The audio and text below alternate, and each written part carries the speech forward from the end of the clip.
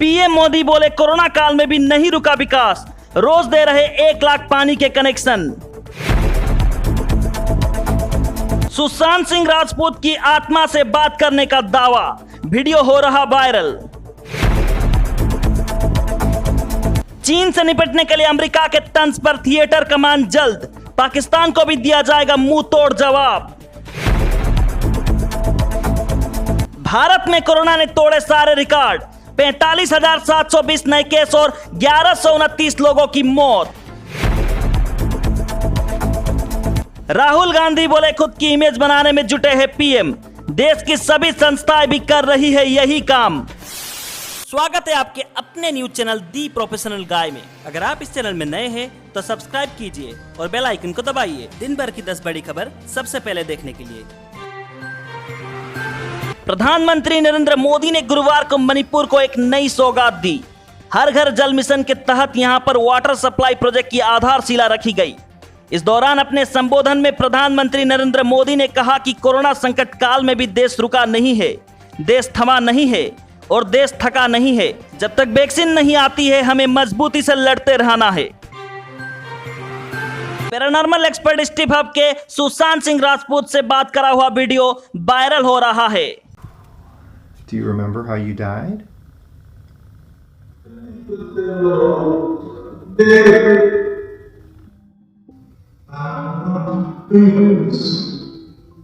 So if you have a message, Sushant, feel free to come through.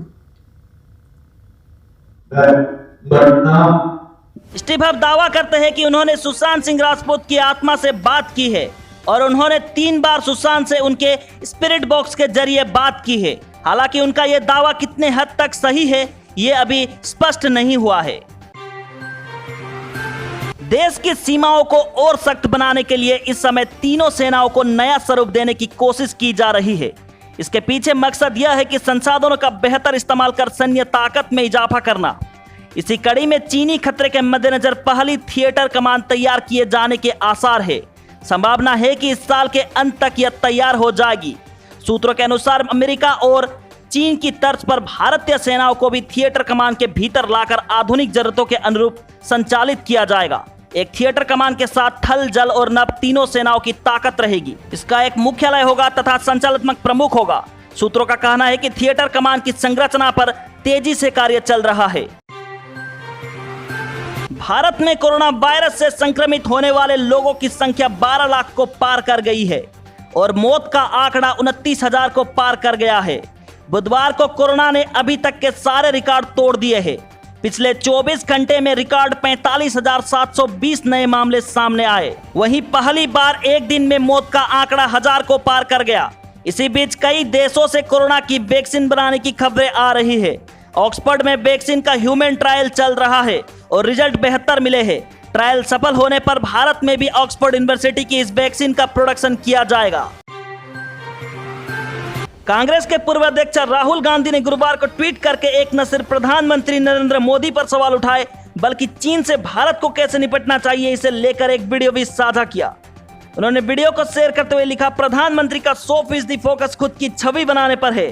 Bharat के सभी संस्थान भी इस काम को करने में व्यस्त है। एक व्यक्ति की छवि एक राष्ट्र दृष्टि का विकल्प नहीं है। विदेश मंत्री जयशंकर ने अमेरिका को दी सलाह। विदेश मंत्री एस जयशंकर ने अमेरिका को सलाह दी है कि वह गठबंधन बनाने की रणनीति के बजाय बहुध्रुवीय विश्व में काम करना सीखे। जयशंकर ने कहा है कि अमेरिका ने पिछले दशकों के दौरान दुनिया में सैनिक और राजनीतिक गठबंधन कायम करने की रणनीति अपनाई है। बदली हुई परिस्थिति में अब अमेरिका को एक बहुध्रुवीय विश्व में बहुपक्षीय व्यवस्था में काम करने की ओर मुड़ना चाहिए। असम के इंडियन ऑयल लिमिटेड के एक कुएं में बुधवार को आग लगने की एक नई घटना सामने आई है। गौरतलब है कि इस कुएं में 1 महीने से अधिक समय से आग जल रही है।